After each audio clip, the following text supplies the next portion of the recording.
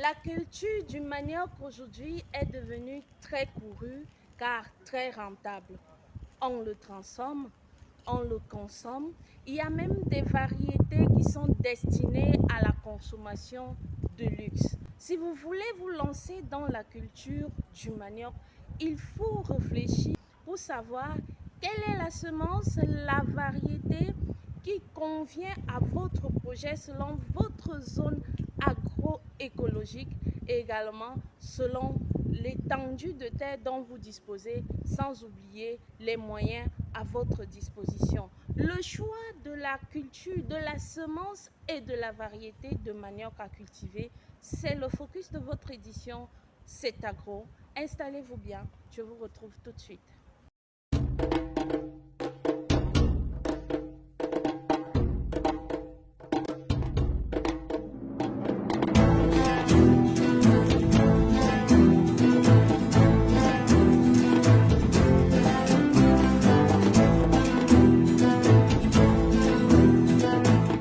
Le manioc n'est donc plus le dernier de la classe. Avant, pour demander des boutures ou pour rechercher des boutures, on les désignait par la couleur de la peau des tubercules. On demandait par exemple le manioc rouge, le manioc blanc ou encore le manioc jaune. Aujourd'hui, il faut maîtriser la variété de manioc et également son itinéraire technique. Dans le reportage qui va suivre, je vous invite à écouter attentivement quelles sont ces variétés de manioc qui sont les plus indiquées à cultiver en ce moment au Cameroun. Suivez et je vous retrouve après.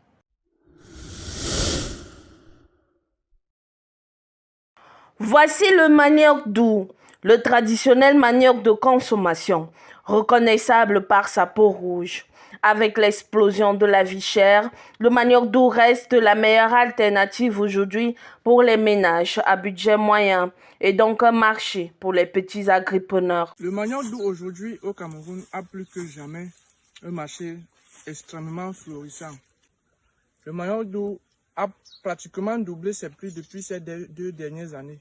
Le manioc jaune, lui, est en voie de disparition. Cet autre manioc de consommation qui sert également à l'obtention du tapioca de couleur jaune se fait rare. Aujourd'hui, la conscience populaire voudrait que le manioc mature très rapidement.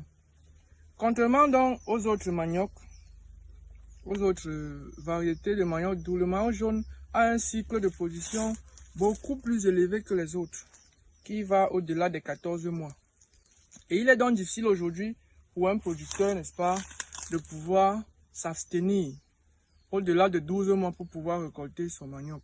Plus présent au Nigeria voisin sous l'appellation des variétés Humukas 36, 37 et 38, quelques bribes de manioc jaune existeraient encore dans la commune de Yabassi, département du Kam, région du littoral, des rescapés qu'il faudrait à tout prix pérenniser. En utilisant ce manioc, vous réduisez au moins à 50% la consommation d'huile, ce qui réduit au même ordre vos coûts de production du gari. L'objectif qu'on peut se donner, c'est d'abord de commencer à vulgariser cette variété et de trouver, avec l'apport de nos scientifiques, de trouver, n'est-ce pas, un moyen de réduire son cycle de production qui peut passer de 15 mois à quasiment 12 mois. Ça dépend pas de ça, le ciment. 50 kilos. 50 kilos. Tu peux porter ça. Je porte ça. Si on vous dit manioc de transformation ou de production industrielle, on vous parle du 8034, la variété améliorée développée par l'IRAD, produit entre 30 et 40 tonnes à l'hectare.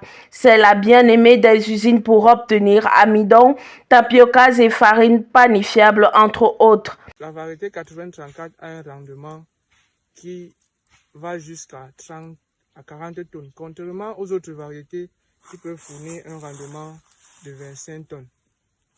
La variété 8034 s'adapte à tout type de transformation industrielle. Ça peut être le gari, ça peut être la farine de manioc, ça peut être le couscous, ça peut être le watafoufou.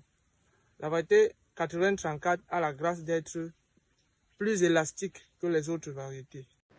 D'autres variétés de manioc existent également comme le JM 92, 92 14, 96 00 23 avec un rendement de 25 tonnes à l'hectare. Mais c'est à vous de choisir votre couloir selon vos réalités et vos objectifs. Il y a donc des critères à définir, chaque variété ayant ses exigences, ses avantages ainsi que ses inconvénients. Comment donc vous aider à choisir la variété de manioc qui convient le mieux à votre projet? Nous nous sommes rapprochés de M. Armand Baba. C'est un promoteur agricole, également promoteur d'une plateforme dénommée PDA Manioc Millionnaire. Il est notre expert du jour. Écoutons-le attentivement. Le manioc, c'est une culture qui est simple à mettre en œuvre. Tout le monde peut faire le manioc. Tout le monde. On n'a pas besoin d'être professionnel pour cultiver le manioc. Le manioc pousse dans la plupart des régions du Cameroun. Donc c'est une culture qui n'est pas sélective. Pour un agriculteur donc, qui se lance aujourd'hui dans la production du manioc doux, je pense qu'il est plus que jamais temps, n'est-ce pas, de s'y lancer de façon beaucoup plus sérieuse, de façon beaucoup plus intense, parce que le marché qui se présente à nous aujourd'hui est vraiment intéressant. Le manioc jaune s'adapte très bien à la transformation, notamment à la transformation du garri.